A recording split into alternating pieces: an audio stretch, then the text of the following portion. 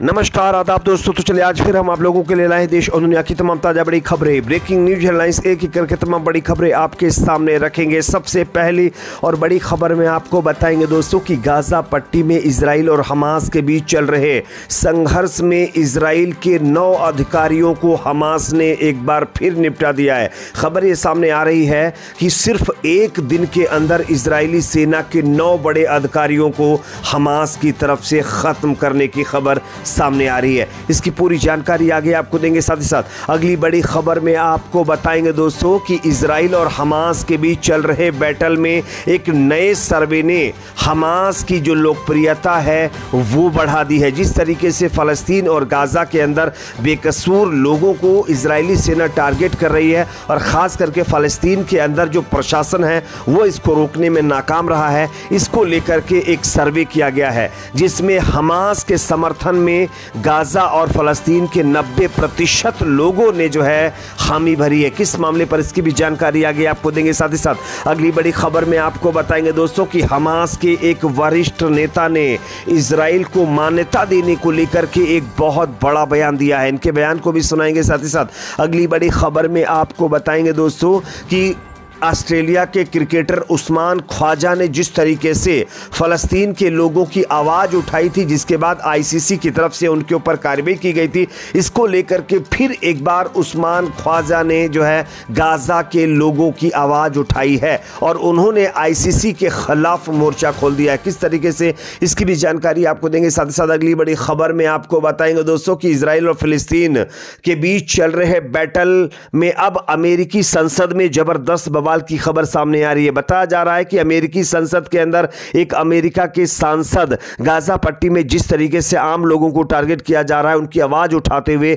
जबरदस्त तरीके से उसने बवाल किया। किस तरीके से, इसका वीडियो भी आगे आपको दिखाएंगे। साथ ही साथ अगली बड़ी खबर में आपको बताएंगे दोस्तों कि गाजा के अंदर इजरायली हमलों के बीच जो है जो गाजा के लोग हैं उनके ऊपर एक और नई मुसीबत आ गई है। खबर आ रही है कि बारिश और ठंड की वजह से भी गाजा के अंदर हालात बद से बदतर होते जा रहे हैं। इसकी पूरी रिपोर्ट आगे आपको दिखाएंगे। साथ ही साथ अगली बड़ी खबर में आपको बताएंगे दोस्तों कि जिस तरीके से मथुरा के शाही ईदगाह मस्जिद में सर्वे को लेकर के कोर्ट ने बड़ा फैसला दिया है, इस पर अब एमआईएम पार्टी के नेता ओवैसी की तरफ से बड़ा बयान सामने आया है। इनके बयान को भी सुनेंगे। उससे पहले एक छोटी सी रिक्वेस्ट करेंगे दोस्तों, इस वीडियो को ज़्यादा से ज़्यादा लाइक करिए, शेयर करिए। अगर आप भी चाहते हैं कि गाजा में इमीडिएटली सीज फायर हो तो कमेंट सेक्शन में अपना फीडबैक जरूर दीजिए। बात करेंगे पहली और बड़ी खबर की। जैसा कि आप जानते हैं दोस्तों कि इजराइल और हमास के बीच गाजा पट्टी में 70 दिनों से ज्यादा का वक्त हो चुका है, लगातार जो है बैटल जारी है। इसी बीच खबर आ रही है कि एक दिन के अंदर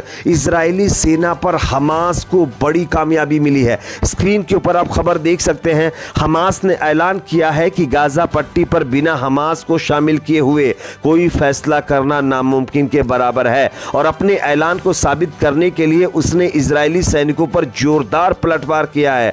हालांकि इजरायली सेना गाजा पट्टी पर जोरदार ग्राउंड ऑपरेशन चला रही है, लेकिन इसमें इजरायली सैनिकों को भारी नुकसान भी हुआ है। यह संकेत देते हुए कि गाजा में हमास का प्रतिरोध अभी भी मजबूत है। फिलिस्तीन के जो मुजाहिदीन हैं उन्होंने गाजा की घेराबंदी शुरू होने के बाद से इजरायली सैनिकों पर सबसे घातक हमलों में से एक को कल अंजाम दिया है, जिसमें शहरी लड़ाई में 9 इजरायली रक्षा बलों यानी आईडीएफ के अधिकारियों को हमास ने खत्म कर दिया है। हमास का ये बहुत बड़ा और घातक जा रहा है और इस हमले के बाद एक चीज तो स्पष्ट हो गई है कि इजराइल के जो जवान गाजा के अंदर घुसे हुए हैं उनको चुन चुन कर किस तरीके से हमास के लड़ाके खत्म कर रहे हैं, इसको लेकर के ये खबर आपके सामने है। अगली खबर की बात करेंगे दोस्तों जो कि सामने आ रही है। इजराइल और हमास के बीच जारी जंग के बीच अब एक सर्वे ने जो है इजराइल को चौंका दिया है। आप इस खबर को देख सकते हैं। इजराइल और हमास के बीच बैटल जारी है, इसके बीच एक जनमत सर्वेक्षण हुआ है जिसमें पता चलता है कि हमास का समर्थन करने वाले लोगों की संख्या में लगातार इजाफा हो रहा है। वहीं फिलिस्तीन राष्ट्रपति महमूद अब्बास के लिए निराशाजनक परिणाम सामने आए हैं। लगभग 90% लोगों ने कहा है कि उन्हें यानी फिलिस्तीन के जो पीएम हैं महमूद अब्बास, उनको इस्तीफा दे देना चाहिए। आपको बता दें कि उन्हें पश्चिमी देशों का समर्थन प्राप्त है। यह भी बता दें कि यह सर्वे फिलिस्तीनी एजेंसी के द्वारा किया गया है। अमेरिका ने वेस्ट बैंक जंग स्थित अब्बास के नेतृत्व वाले फिलिस्तीनी प्राधिकरण से गाजा पर नियंत्रण करने और शासन चलाने का आह्वान किया है। अमेरिकी अधिकारियों ने कहा है कि पीए को पुनर्जीवित किया जाना चाहिए और इसी के साथ साथ ये जो नया सर्वे आया इसने अमेरिका समेत इजराइल को चौंका कर रख दिया है। जिस तरीके से हमास को खत्म करने की बात इजराइल कर रहा है, लेकिन वहीं दूसरी तरफ फलस्तीन और गाजा के लोगों में हमास की जो लोकप्रियता है वो दिन ब दिन बढ़ती जा रही है। और जो अभी फिलहाल प्रशासन चलाने वाले लोग फिलिस्तीन के हैं, उनके खिलाफ गाजा और फिलिस्तीन के लोगों ने मोर्चा खोल रखा है। बात करेंगे अगली खबर की जो कि सामने आ रही है दोस्तों। हमास के एक वरिष्ठ नेता ने इजराइल को मान्यता देने को लेकर के एक बड़ा बयान दिया है।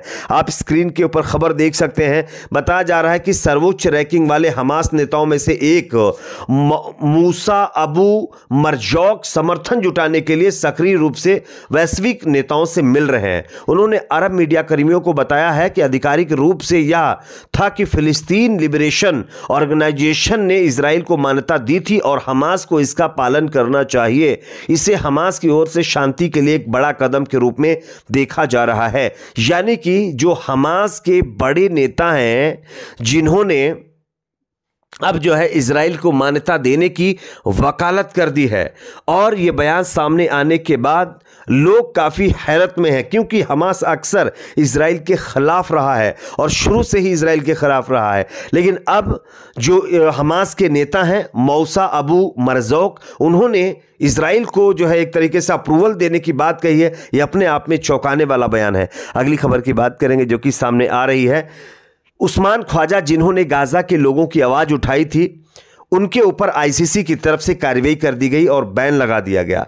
अब खबर आ रही है कि ऑस्ट्रेलिया के क्रिकेटर उस्मान ख्वाजा ने अपने ऊपर की जाने वाली आईसीसी की कार्रवाई के खिलाफ मोर्चा खोल दिया है। मैं आपको स्क्रीन पर खबर दिखा रहा हूं, आप देख सकते हैं। ऑस्ट्रेलियाई बल्लेबाज उस्मान ख्वाजा ने पर्थ में पाकिस्तान के खिलाफ टेस्ट से पहले अपने जूतों को लेकर विवाद खड़ा कर दिया था। दरअसल ट्रेनिंग सेशन के दौरान उन्होंने सभी प्राणी समान है का संदेश लिखे जूते पहने थे और उसके बाद गाजा के लोगों की आवाज उठाई। उन्होंने कहा कि स्वतंत्रता एक मानवाधिकार है, मैं मानवाधिकारों के लिए आवाज उठाता रहूंगा। और जिस तरीके से फिलिस्तीन के अंदर इजराइल की सेना लगातार लोगों को टारगेट कर रही है, इसको लेकर के उस्मान ख्वाजा ने वो आवाज उठाई थी, जिस पर आईसीसी ने उनके ऊपर बैन लगा दिया था। और अब आईसीसी के ऊपर अपनी भड़ास निकालते हुए उस्मान ख्वाजा ने आईसीसी को फटकार लगाई और यह कहा है कि हम आईसीसी के खिलाफ आगे भी लड़ते रहेंगे। बात करेंगे अगली खबर की जो कि सामने आ रही है दोस्तों। इजराइल और हमास के बीच चल रहे बैटल में अब अमेरिकी संसद में जबरदस्त बवाल देखने को मिला है। स्क्रीन के ऊपर जो वीडियो मैं आप लोगों को दिखा रहा हूं, ये एक अमेरिका के सांसद का है जो गाजा की आवाज उठाते हुए, फिलिस्तीनियों के हक में आवाज उठाते हुए किस तरीके से अमेरिकी सदन के अंदर भड़क गए हैं, तो आप वीडियो के जरिए से देख सकते हैं। बात करेंगे अगली खबर की जो कि सामने आ रही है दोस्तों। इजराइल के द्वारा गाजा में लगातार किए जा रहे हमलों के बीच अब गाजा के लोगों पर एक और नई मुसीबत आ गई है। बारिश और ठंड की वजह से गाजा के अंदर जो हालात है वो बद से बदतर होते जा रहे हैं, जिससे कई लोगों की जानें जो है जा रही हैं। अगली खबर की बात करेंगे जो कि सामने आ रही है दोस्तों। मथुरा के शाही ईदगाह मस्जिद में जिस तरीके से कोर्ट ने अब सर्वे की इजाजत दी है, इसको लेकर ओवैसी का बड़ा बयान सामने आया है। आप इस खबर को देख सकते हैं। असदुद्दीन ओवैसी बोले हैं कि मुसलमानों के सम्मान को ठेस पहुंचाना ही मकसद है। यानी कि अपने आप में यह बड़ा बयान है और एक तरीके से जिस तरह मस्जिदों को टारगेट किया जा रहा है, इस पर ओवैसी का यह बयान। इस पर आपकी अपनी क्या राय कमेंट सेक्शन में जरूर बताइए। वीडियो को लाइक शेयर, चैनल को सब्सक्राइब जरूर करें।